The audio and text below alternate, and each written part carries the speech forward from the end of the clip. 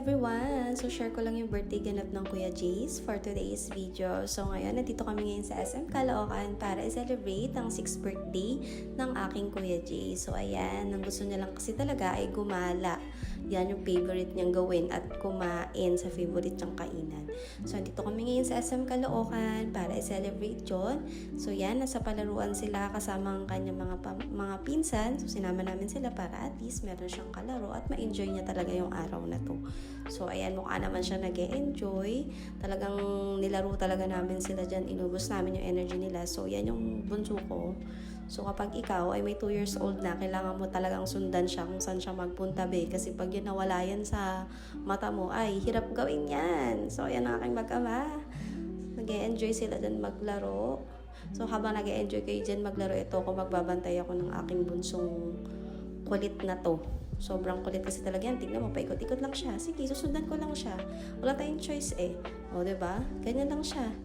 Ayaw niya maglaro, ayaw niya gusto lang niya, takbo-takbo lang siya. So, ayan, kanyang mga pinsan, kasama ang kanyang mga tito at tita. Sobrang nag-enjoy kasi talaga siya ngayong araw. Yan ang favorite niya lang laruin talaga yung basketball. Pagalingan silang dalawa dyan. Nag-best friend yung dalawang yan, pero talagang enemy rin sila. Diba?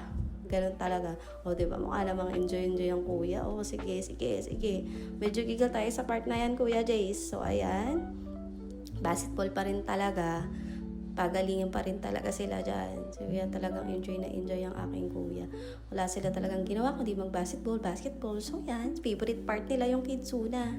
So, kahit 6 years old na siya, Kidzuna pa rin siya. Kasi sobrang nai-enjoy talaga niyan. So, yan. Aking bunso, pinipilit niyang umakyat kahit hindi naman talaga kaya. Attitude pa yan, B, pag pinigilan mo. Sabi ko sa'yo. So, yan ang birthday boy. Tingnan mo. Tuwan-tuwa. Ganyan siya. Talagang kusulitin niya yung bayad dyan sa Kidzuna, be. Sabi ko sa'yo. O, ito pa ang kalbo. O, ayaw magtigil. Sige, go. O.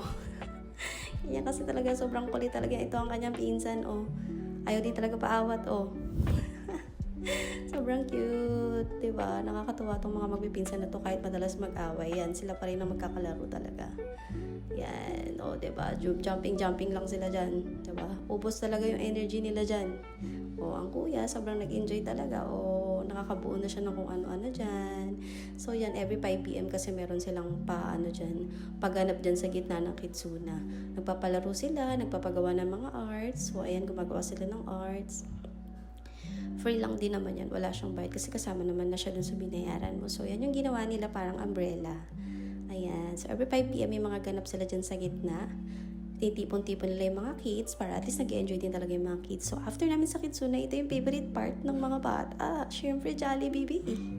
Favorite yan ng Kuya Jace. So, sabi ko sa kanya, nung gusto niyang kainin, wala. Fried chicken lang and spaghetti ni Jollibee ang favorite ng batang ito. Kahit saan kami magpunta, fried chicken lang, be. So, ayan, tulog ang aking pamangkin habang kami kumakain. So, ayan ang ating mga in-order spaghetti. Hindi yan mawawala, ice cream. Kasi yan ang favorite. So, yan nagsalita ang Kuya Jace. Lagi yan sinasabi, Mommy, thank you, Daddy, thank you. Sobrang sarap talaga nito. Lagi niya yung sinasabi.